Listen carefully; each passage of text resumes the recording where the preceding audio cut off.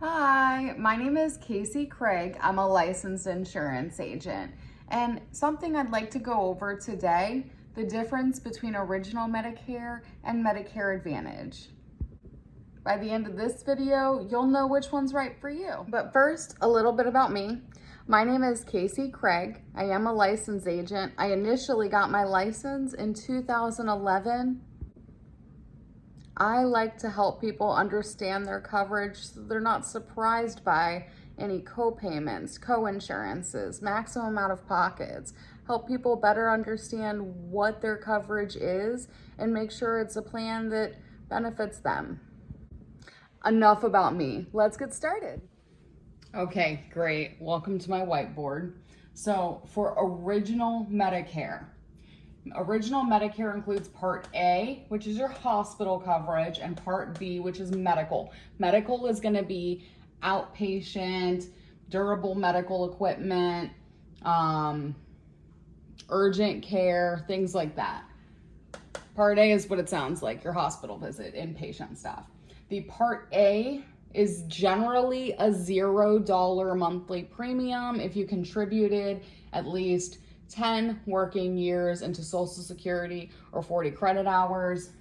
Part B, your medical, does have a monthly premium for 2026. It's approximately $206.50 a month. And Part B medical has a deductible of $288 for the year. Part A hospital has a deductible. It's $1,716, and that's something that is per benefit period. I'll explain the Part A deductible and its benefit period in another video, but for now, understand that this amount is not one time in the year. It can be multiple.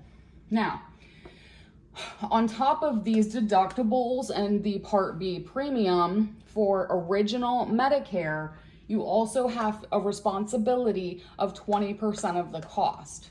Medicare covers 80%. Now, because of these costs, a lot of people invest in a Medicare supplement, also known as Medigap insurance. They call it Medigap because it's filling the gaps of Medicare. So, for example, Plan G would cover that deductible. Plan G does have you responsible for the Part B deductible, but it does cover that 20%, right? So instead of having the 20% and then this deductible cost from Part A, you pay a monthly premium for your Medigap plan and you cover the Part B deductible. And then essentially after this deductible is met, you don't have to worry so much about the cost. Now, I will say, original Medicare allows you to go to any doctor that accepts Medicare. There's not a network. But original Medicare and Medigap do not cover prescription drugs. Now,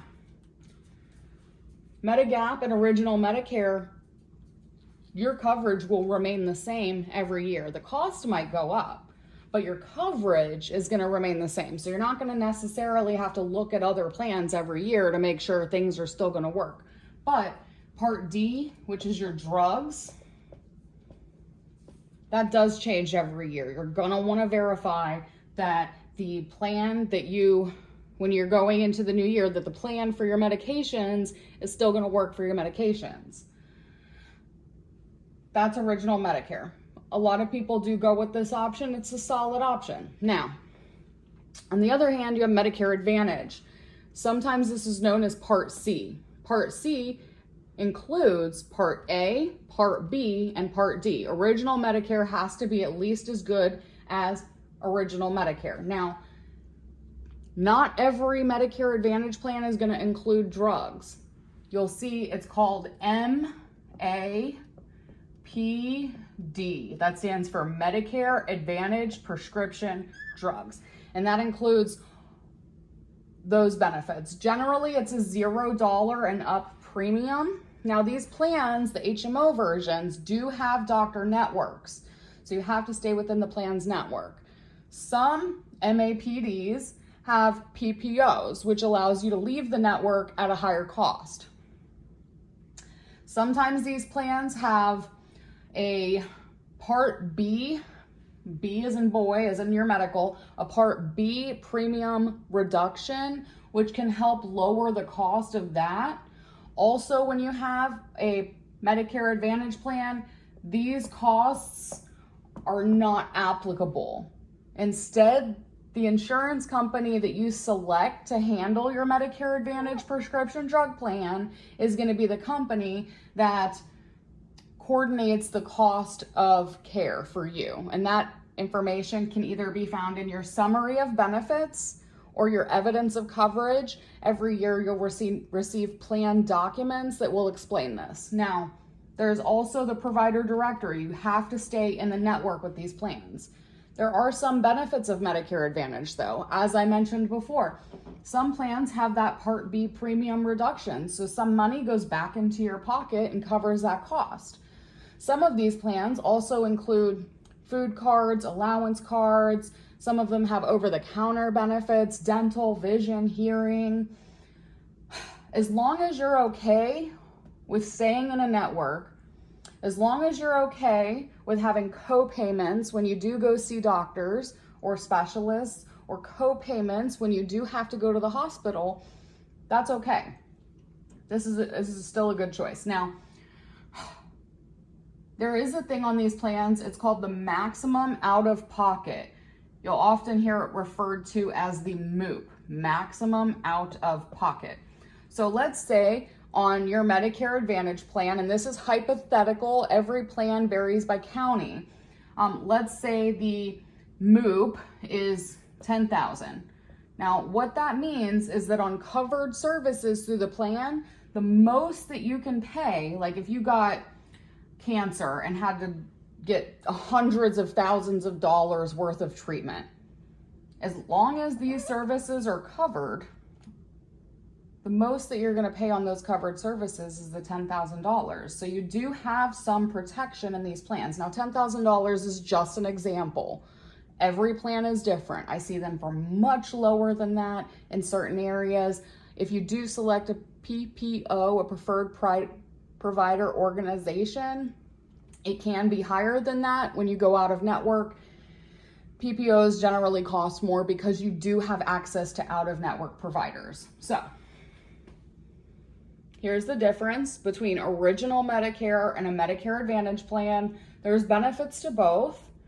If you're looking to have co-payments, you're okay with doctor networks, you want to kind of combine Part A, B, C, and D, this can be a really solid choice. Now, if you're somebody that has a comfortability of spending money every month on your Medigap premium, on your Part D drug premium, and you're comfortable with that financially, original Medicare with a Medigap and a Part D plan can be a solid choice as well, because this is going to leave you with almost no out-of-pocket costs other than the Part B deductible, depending on what plans you're eligible for.